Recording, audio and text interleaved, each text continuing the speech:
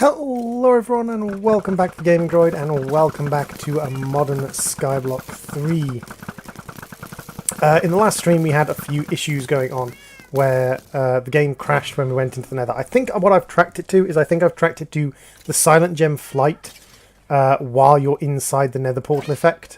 If you are inside the nether portal and activate Silent Gem flight, it seems to instantly corrupt the save. So I'm crossing my fingers and hoping I can fix that. Now, we did start work on a spawner setup last time, and I have kind of installed that spawner setup now. We have a powered spawner down here, and the powered spawner is spawning us Enderman. Now, we've only given it a basic capacitor. I do have a much better capacitor. I have a Wonder capacitor, but my power system is not good enough to keep up with that capacitor yet. I do have a blaze spawner which has a spawner agitator on it, so that will be spawning blazes. They're all being killed by a mob killer, a mob crusher. And then we have this. We have a fluid, we have a power, and we have an item conduit. The power conduit, or the power face, is taking power to the spawner through hidden conduits in the floor, and is powering the crusher. The item face is taking the items out of the crusher and taking them upstairs. Although we do have to speed up the item face a bit, it looks like. Because it's being a little... Oh no, it is keeping up, just about. It's just about keeping up. And the fluid face is taking fluid upstairs as well. So the fluid face is taking fluid into this drum, which is slowly filling up with mob essence. The items are being pumped into here. And then the items being pumped into here, the loot bags are being extracted from the system and put in here. And we have 1.2... times 10 to the 5 at the moment. They're being pumped down into this. This is breaking them down and putting them back into the large storage crate, which is pumping them into the system. We have a trash can, which is set to a minus 20,000 priority. So even if the whole system fills up and we get filled up with stuff, it's going to void all the extra stuff that we get after the system gets filled. And then we've got this down here, and we should be seeing... Yeah, we're seeing the buried treasure maps come through. So one thing I can do is set an extraction bus going into a bin. Probably an extraction bus here going into a bin, and NBT the buried treasure maps, because the buried treasure maps are going to be a problem. So let's do that now. And we're going to pull items out of here using this filter. There we go, it's now pulling out maps only. And then we trash can it up, and it should suck all the maps into here. So if we go down through here, we should see that all of the maps are getting... Yep. All of the maps are getting sucked up into the trash can.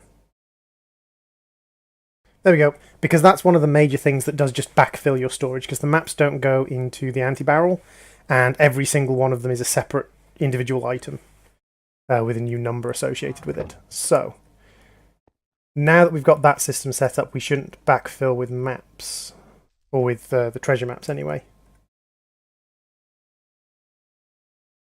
Some of them are just in the drive bays though, so throw all the buried treasure maps in there. And there we go, so that's that fixed. Now the next thing we need to look at is we need to look at our power system. Because our power system kind of is struggling to keep up with the Wonder capacitor for the spawner. And we do want the Enderman spawning as much as possible. So if we go and have a look at our power capacitor, the power generation at the moment, we have this guy, which is thermoelectric generators, generating about 2,000 a tick. And we have this guy, who is oil generators. I'm not sure how much per tick he's generating. I can probably find out. Let's take our vibrant capacitor. And we'll take an energy trash can. And we should be able to empty the vibrant capacitor into the energy trash can. So everyone's stabilized now. We're generating just about 1,000 RF a tick. Yeah, it's going up and down. So we're generating about 1,000 RF a tick here. That's kind of pathetic. To put that into perspective,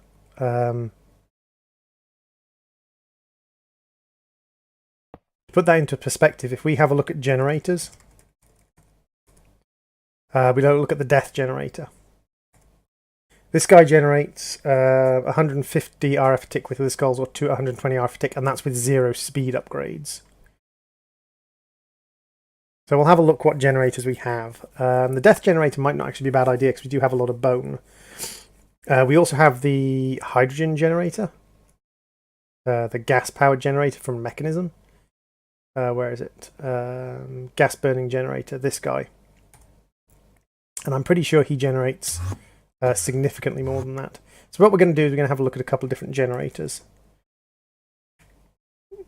So we've got... weird, where have all my extra utilities generators gone? We need some more vibrant alloys, which means we need energetic alloy, which is fine. We don't have any of that. We can make some. Energetic alloy is in the alloy smelter, and it's redstone, gold, and glowstone. Okay, so while I was waiting for that to smelt up, I started hearing meowing. Yeah, this has... Let's see, it has... So, 1, 2, 3... So it has 1, 2, 3, 4 layers of glass. 4 layers of glass plus the airspace, and these guys are still appearing on the roof. That's starting to get on the wick a little bit.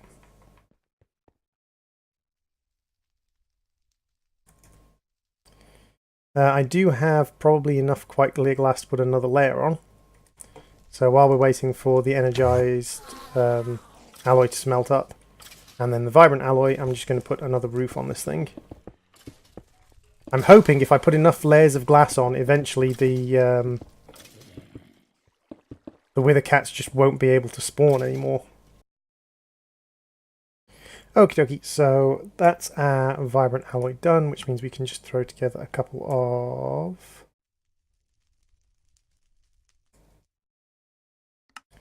these infinity gears, and then a couple of vibrant bimetal gears. And then finally we can throw together the upgrade to our combustion chamber. So if we look up the capacitors for the enhanced combustion chamber. So the enhanced combustion chamber requires an atomic capacitor. Let's have a look at atomic capacitors. What have we got? We've got nice atomic, incredible atomic, impossible capacitor. That's pretty dang good. Nice atomic, premium atomic, wonder capacitor. I think that might be actually the best thing you can get.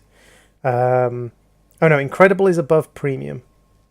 So incredible atomic is above premium, and impossible is above wonder. So this thing is literally 1 point below the best capacitor you could get.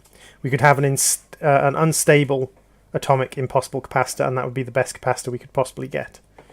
So if we pop you down and we give you the actual capacitor that will work with you, because this guy is just an explosive one, which is for the previous thing, and we pop down this. And we say input on that side.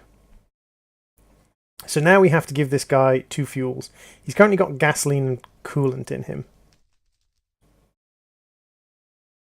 And gasoline and coolant,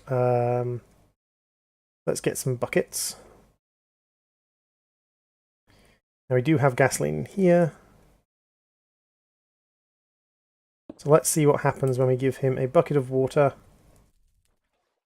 and a bucket of gasoline.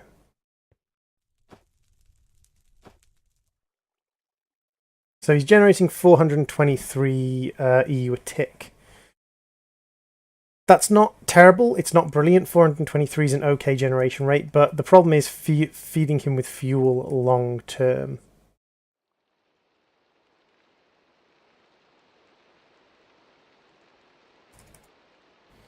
I mean, we have 66 buckets of fire water.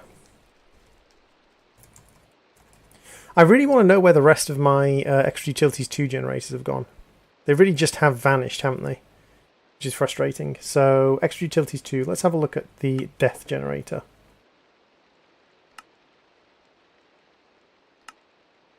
Now, the death generator isn't ideal, but if we grab speed upgrades...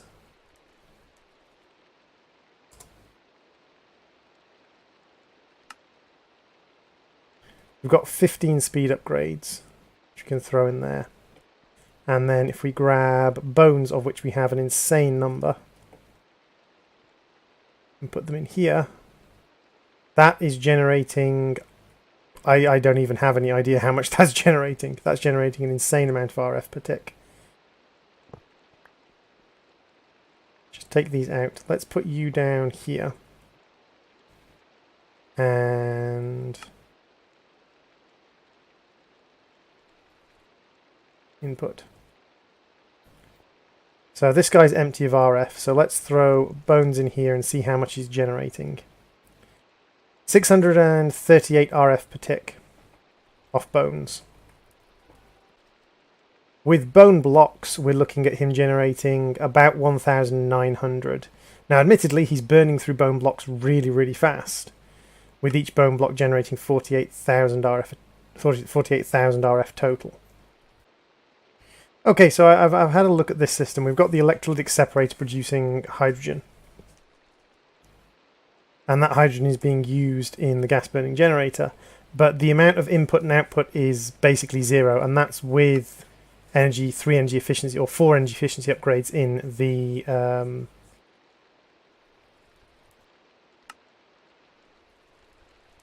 gas generator.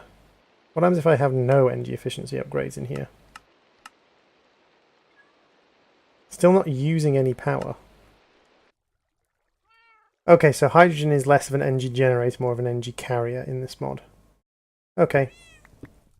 So the gas burning generator isn't really an option that we have available to us, unfortunately. That's slightly frustrating. So we've got the biofuel generators and the biorefineries. What biological stuff do we have a lot of? We've got pretty much infinite bone meal. That works. We've got a huge number of saplings. We've got a huge number of carrots. So we could farm carrots, we could farm wheat. Okay, so let's have a look at the bioreactor. This guy. So we need a spider's eye. That gives us the bioreactor, and then we need biofuel.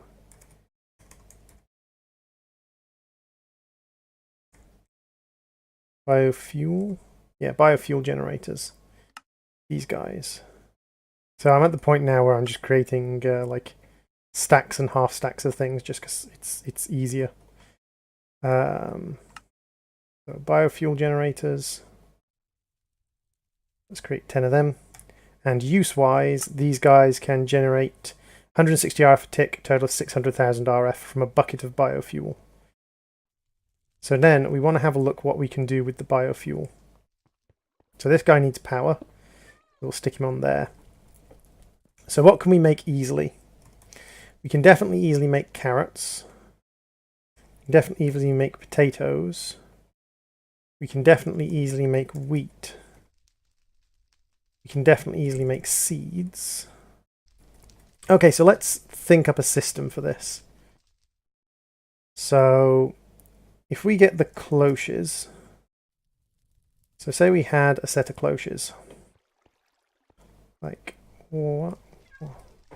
1, 2, 3, 3 cloches. We could grow carrots, pumpkins, and seeds. We could then craft the seeds craft the wheat back into seeds. We could get melons and pumpkins growing. Mutate sugarcane and melon seeds. Okay, so what I'm probably going to do is I'm probably going to make some dye seeds, because I can quite easily make 9 dye seeds. And 9 dye seeds. I'm going to have to find a way of dealing with that. Because look how high up this is now. How far of a distance they've got to teleport up to spawn. And it's still spawning them. Actually, I think I might have a way of dealing with that. I think I might actually have a way of dealing with that. But what I'm probably going to do is I'm probably going to crossbreed some dye seeds and come back in a second. Okay, so I just bred up a bunch of dye seeds and found out that I can't actually put the dye seeds into the cloches, which is a minor problem.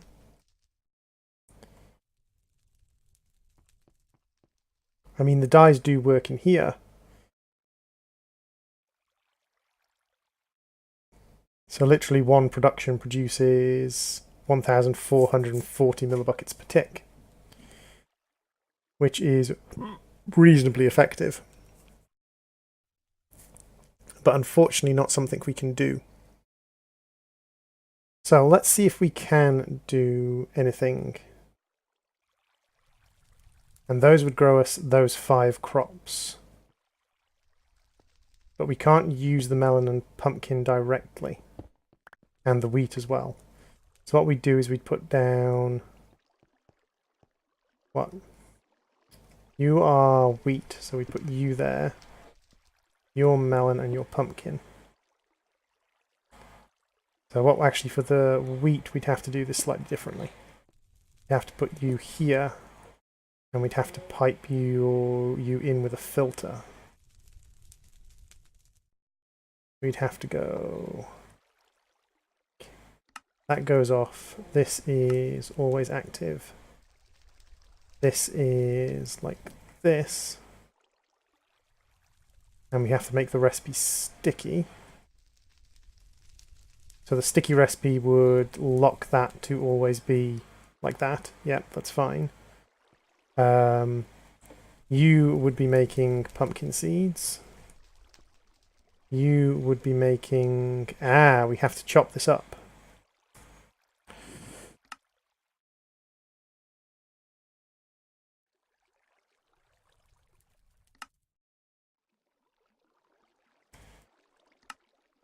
We probably want a factoryizer from thermal expansion to turn that into melons so that we could then craft it down into melon seeds. So you would again be a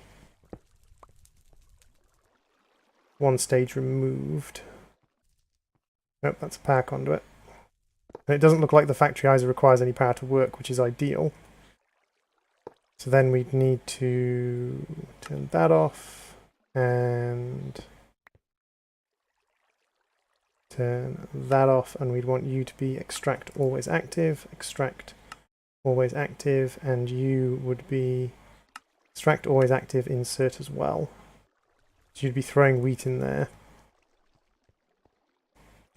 And then you're producing carrots and you're producing potato, so again this would this could be set up a lot neater, but I'm just doing the sort of rough design for now, the rough kind of can I get this to work for now. Like that. And you would be extract always active, extract always active. And then you would be attached on here with this guy, and you would be low priority insert. And I want you to be low priority insert because I want you to only get the after effects, not the things before. So that would give us 5, which is giving us 600 millibuckets a cycle. Okay. So then, if I grab my fluid pipes, what can we do with 600 millibuckets a cycle? Yeah, they're getting filled up. So that's 4 of them at 160 RF a tick. Now we can do speed upgrades for these. Here we go, Tesla Core Liberalis. These guys. So you want the Tesla Core Lib speed upgrades. So let's have a look what happens when we make some of those. We can make the base add-ons, which are very, very, very, very cheap. And then we can make energy upgrades, which make things more energy efficient and require gold gears. So this guy is currently using 10 RF a tick, and he's currently operating every 200 ticks, generating 600 millibuckets. So what if we give you 2 speed upgrades? You are currently using 23 RF a tick, but you're operating every 35 ticks, and 2 energy upgrades. 23, and that just speeds him up, but it makes him 175. Ooh. 76 ticks. So that's operating 23 hour per tick, and it's operating every 76 ticks. So we are using less power now. And that's still generating 600 millibuckets every 73 ticks. So that's basically doubled the rate at which I can generate fuel. Now let's have a look what happens. This guy is generating 160 RF a tick. Oh, I can't actually add upgrades to you.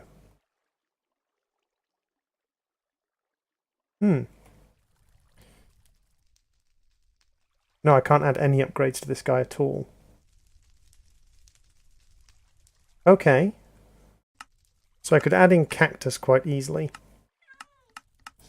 I might be able to add in industrial foregoings, not industrial foregoings, immersive engineering hemp seeds quite easily. Don't think I can use canola seeds. Ah, no, you can use canola seeds. So I could probably add in canola seeds because there is a recipe for canola seeds where you turn canola into canola seeds. So I could add in canola seeds into this guy quite easily. Then we've got the Pam's Harvest Craft seeds. Rice seeds. And you can turn rice into rice seeds. So yeah, we could add rice and we could add canola, which would make this even more efficient. And at the moment, it's keeping up with...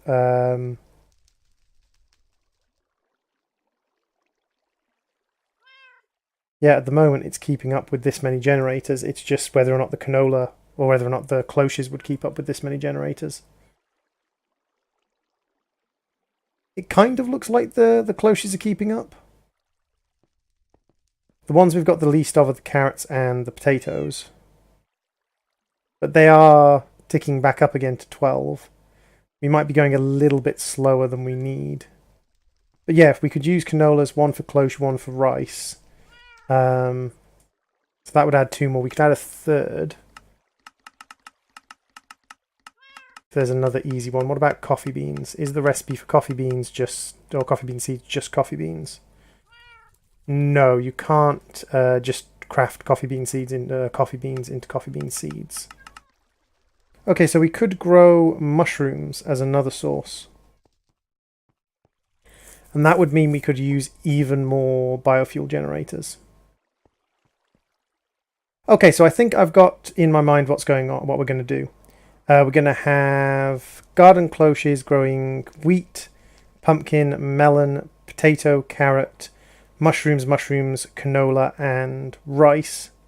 So that's going to be 1, 2, 3, 4, 5, mushroom, 6, 7, canola, rice, 8, 9. So we're going to have 9 different seeds or 9 different fuels going in.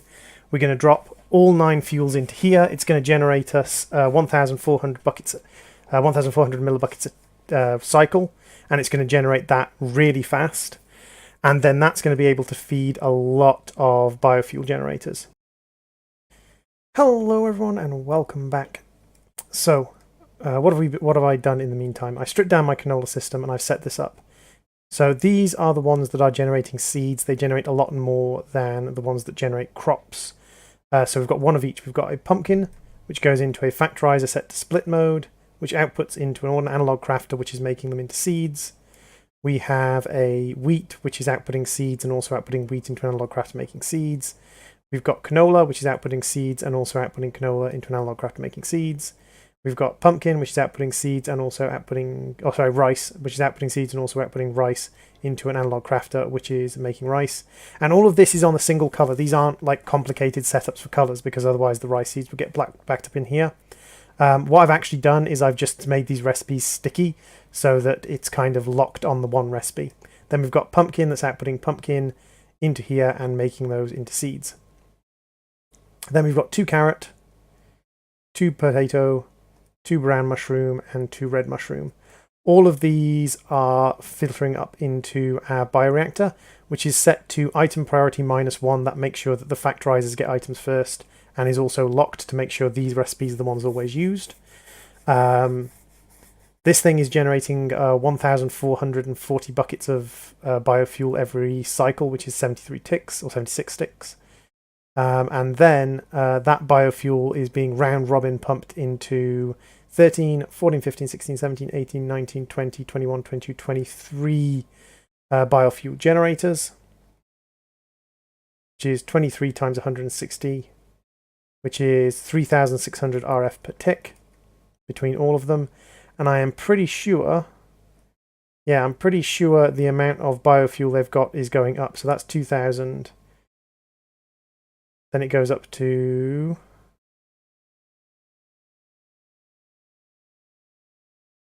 Come on, 2,200. And then this guy goes through another cycle. And this should go up to...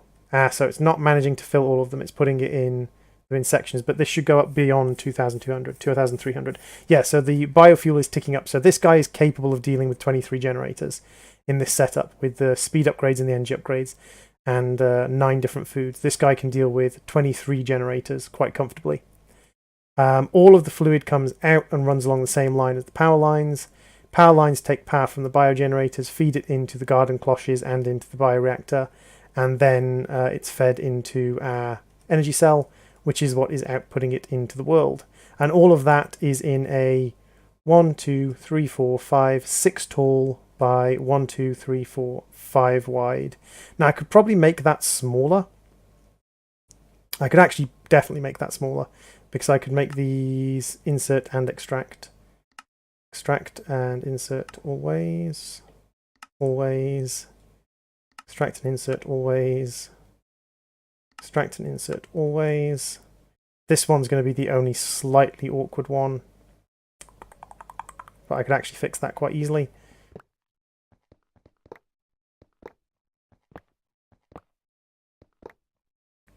By moving them up.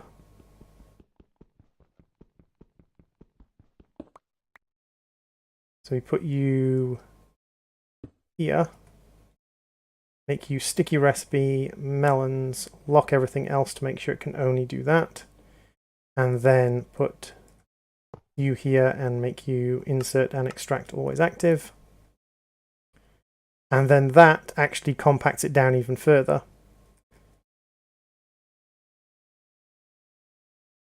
Yep, they're all getting items in. Nothing's getting clogged in the system. So that compacts things down even further. So what we've got is we've got a 1, 2, 3, 4, 5, 6 tall by 3 wide setup. 6 tall by 3 wide setup generating almost 4,000 RF per tick using biofuel. And this thing could fit another what? 1, 2, 3, 4, 5, 6, 7, 8, 9. We could fit another 3, probably 4, 5, 6, 7, 8. Probably fit another 3, 2, 4, 6. Probably fit another 6 or 7 of these in here if I drop this down, put one above it. Yeah, we could probably fit another 6 of those in here. Now, we're probably not going to need to do that because we're probably going to have more than enough power. And this guy can input-output 25,000, so that's fine. And this seems to be one of the most sort of like sustainable mid-tier power sources. It's not particularly complicated. It's not got any loose entities. All of these things can back up and just sit waiting to provide fuel. So yeah, that's 4,000 RF a tick. I mean, from the looks of it, these things could probably provide another bioreactor, because we've definitely got enough seeds to provide another bioreactor. The potatoes, the mushrooms, the carrots are a little bit running low. I've got 22 in that one and 4 in that one. But I bet we could provide another one of these bioreactors with fuel and do another 23 of these without even setting up another cloche setup. We could just add a bioreactor here, add another pipe coming up. Or add a bioreactor here, add it to the pipes, and then just put more on the front, maybe. So yeah, we can probably expand that even further. But I think for now that should have significantly upped our power input. That should have significantly upped the amount of power we have available. I think this guy's probably already full, so yeah, this guy's already full. So I can't use him to... Your refined Chaos Orb has cracked. I didn't even know I had a refined Chaos Orb. Oh, yeah, of course I do. Max break chance 5%. Aww. How do I repair him? I don't want to be using a cracked Chaos Orb. Tut tut. But yeah, analog crafters seem to be a pretty decent, like, power-free variant that we can use for that. Okay, so I'm reasonably impressed with that power source. That should have sorted out our power. So if we look up Villainous, so let's see, we have a good Villainous enhanced, premium Villainous wonder capacitor, this guy. Now what we may have to do is we may have to rebind to a different power source. So if I was to bind to this power source, get my configurator, type to output, bind to this.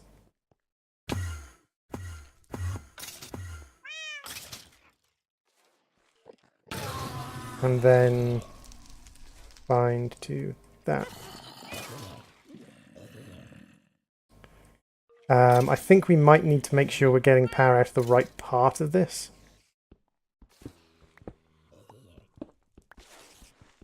So I think what we need to do is swap you around slightly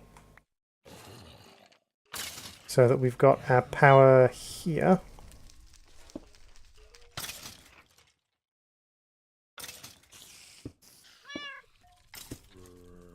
And then we can put our fluid on the back here.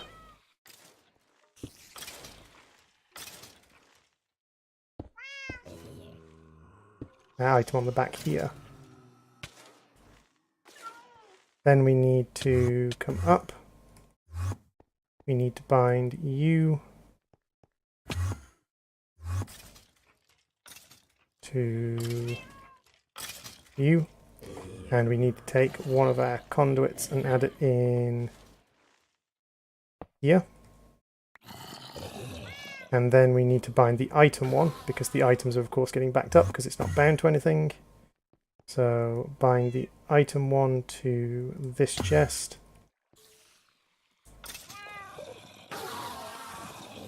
Like so. And that will suck all the items out of there. Ah, we need to adjust you to insert.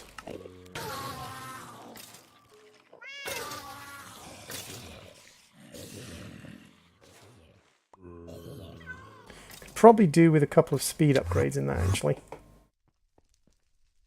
So at ender speed, ender IO, extract speed upgrades.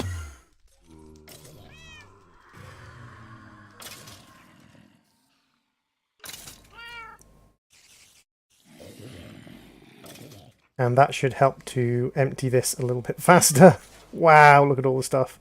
And that's because we just didn't have power and the ability to empty it for a short period of time. Now, what happens when we throw in the wonder capacitor?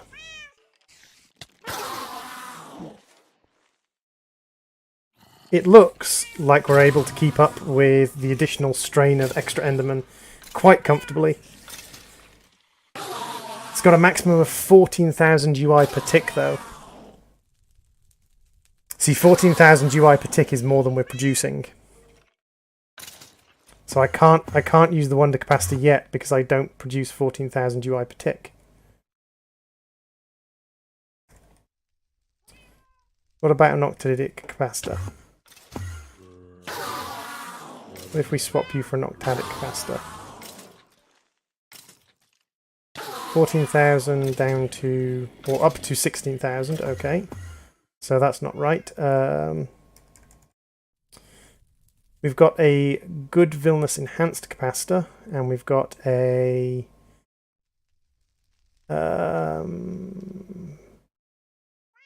simple Villainous smelting, simple Villainous capacitor. Let's have a look at what these guys do. So this is 7,000 per tick. This is 2,000 per tick. Okay, so that's an improvement. That's an improvement. We could actually manage the 7,000 per tick one. Yeah, we can manage the 7,000 per tick one. For the time being. So there we go. We've upped our Enderman. Oop. We've upped our Enderman spawn rate, which is what we wanted to do. So let's have a look at our Infinity cards. We're up to 90 Infinity cards. Excellent. So if we grab out our wireless transmitter and we throw in the Infinity cards, we currently have 0 Infinity energy. We now have 6,400 Infinity energy. Excellent. And what we can do is we can just basically burn Infinity energy when we are in other dimensions to power ourselves up. Okay, those machines just vanished. And I'm not sure why those machines just vanished. Maybe that's what happened to my generators. Some of the machines just seem to disappear. Did they go through the floor? I don't think they went through the floor. Yeah, I need to find a way of dealing with these cats, and I think I know a way. Let's make a couple of these. More of these. So this should just shove them slowly off the edge. No? That's shoving you off the edge. That's shoving you off the edge. Seriously? There we go. So I'm just literally just gonna...